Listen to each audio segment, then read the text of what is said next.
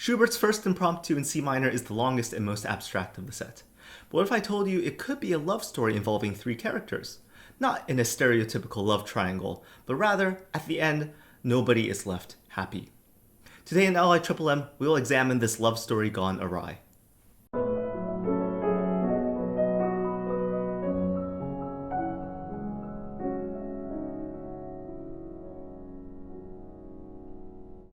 Unlike the second impromptu with its clear, tragic outline supported by theoretical backing, this interpretation of the first impromptu is solely my own subjective take. Although this piece doesn't have any firm indications of being programmatic, I've heard other prominent pianists call this a tale of death or of general tragedy. But today, I'm going to try to make the case that this is an unfulfilled love story with three characters. Of course, as was standard in the heteronormative society of 19th century Europe, there is a woman and a man. But the first character to be introduced in our tale is no mortal being, but fate itself, represented by an orchestral texture and a motive that we'll get to. Here's the opening of Schubert's first impromptu.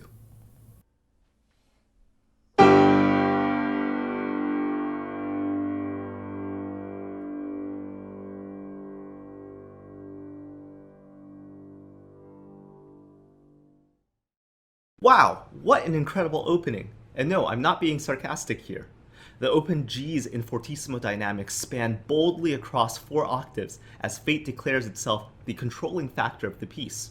I can fully imagine a brass section of an orchestra playing this note. Fate also declares itself as an opposing entity, not by playing Cs, the tonic of C minor, but rather Gs as an opposing dominant area. After fate calls out with its brass instruments, the first human character sings, a lonely female soprano.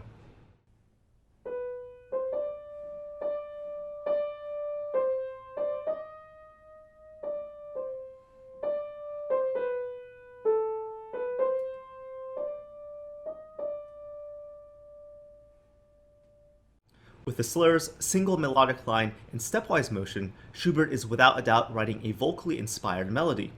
The line meanders around with no goal in mind, representing the lonely and searching nature of our female protagonists.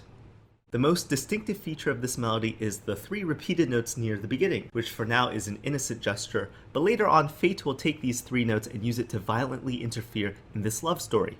The phrase ends in an inconclusive half cadence, again representing the lonely and wandering nature of our female protagonist. But instead of the soprano taking up the second phrase, it is fate's orchestra that picks things up.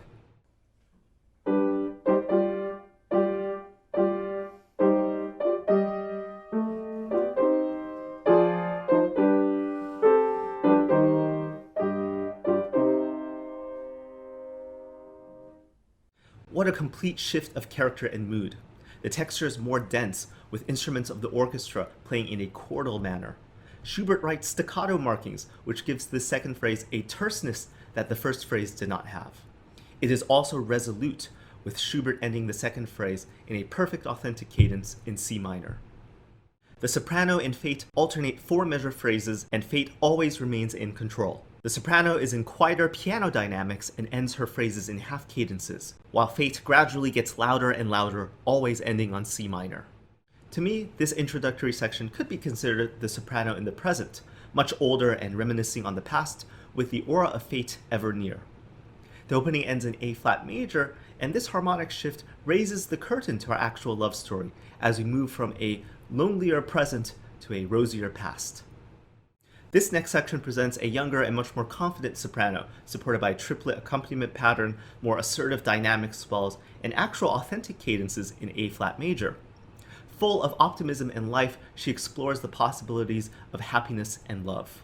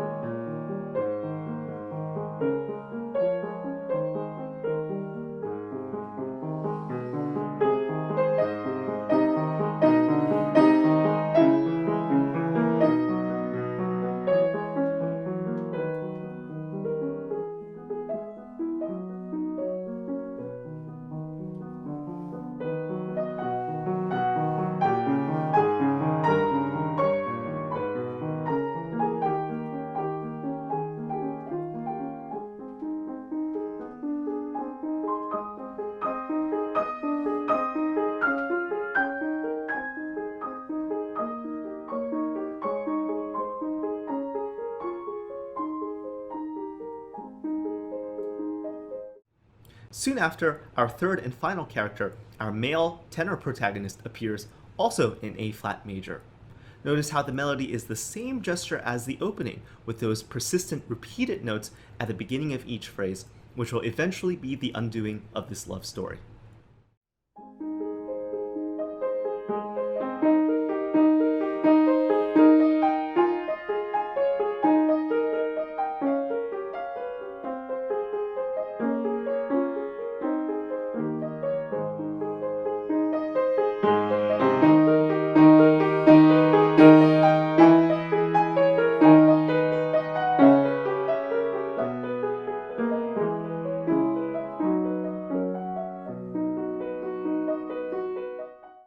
After the introduction of our tenor, the music moves on to the next section with a new theme.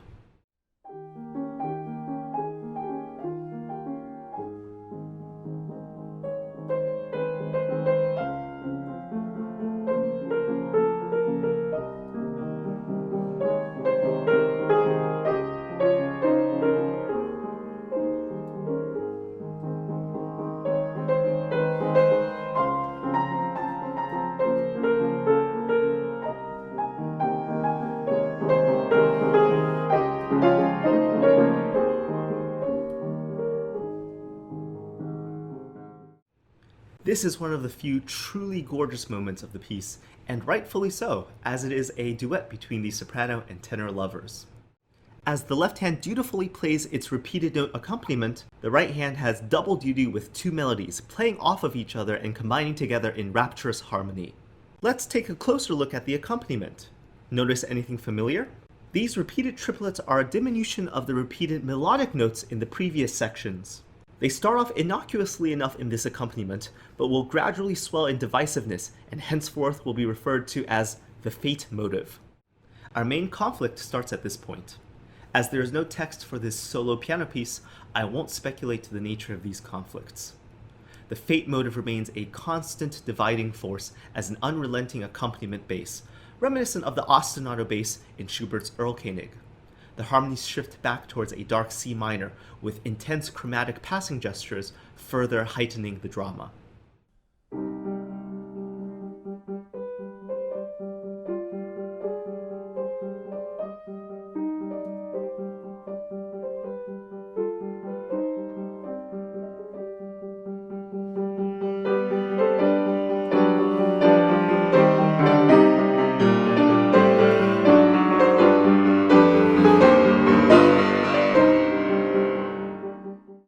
All of this turns into a climax with fortissimo dynamics and screaming octave leaps in the right hand.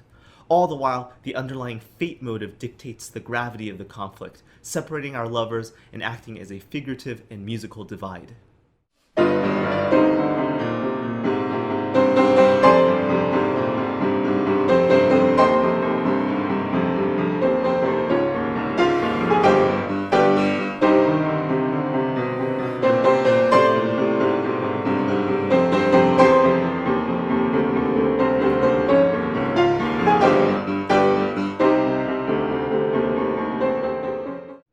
Okay, I think it's time for a break from all of this violence, and Schubert gives it to us with a temporary disappearance of the fate motive.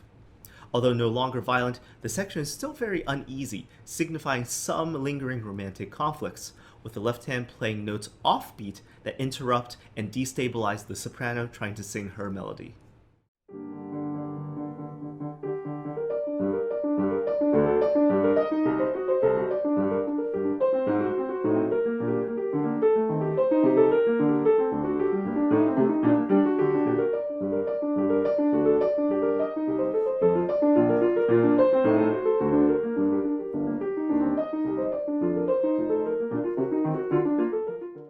The tenor gets his chance with the melody, again with these orchestral-like chordal and rhythmic interruptions before moving on to the next section. After all this turmoil, violence, and uneasiness, we finally return to the gorgeous, intertwining duet theme between our two lovers, this time in G major. Once again, it is the most harmonious and gorgeous part of the entire piece, signifying the union of two lovers. It also reintroduces the repeated triplets, which in the next section helps cement the separation of lovers.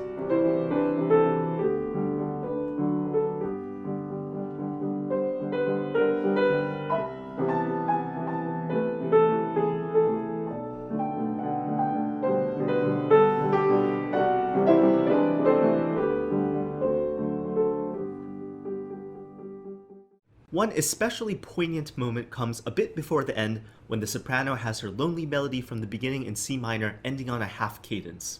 The tenor has a counter melody but not fully in sync with the soprano. To me, it is as if they are searching for each other with two different melodies but never finding one another, as opposed to the prior duets where they end up singing jubilantly together. And what is happening all the while? You guessed it, the fate motive in the background.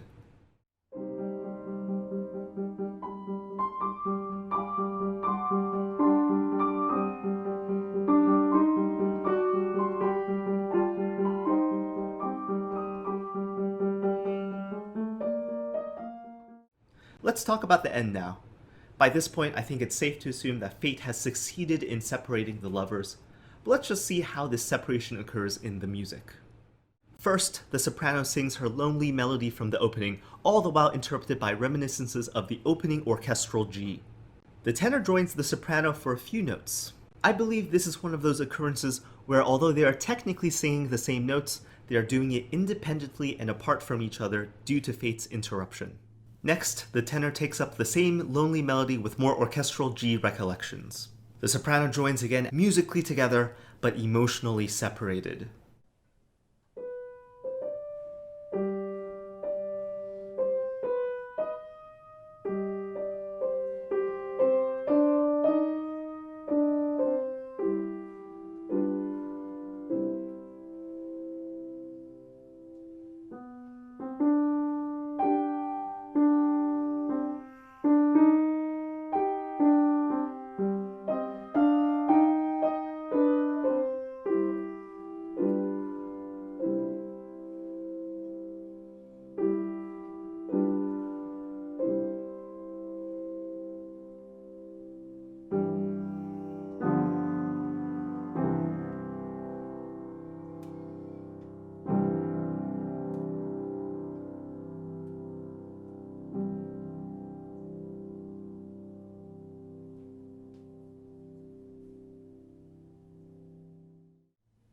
The ending is what I would call a tragic major.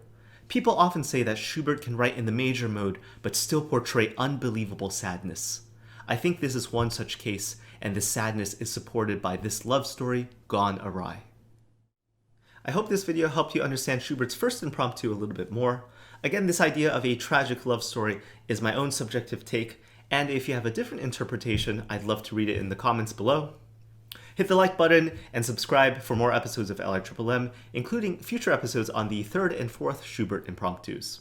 Until next time, keep it logical. Take care, everyone.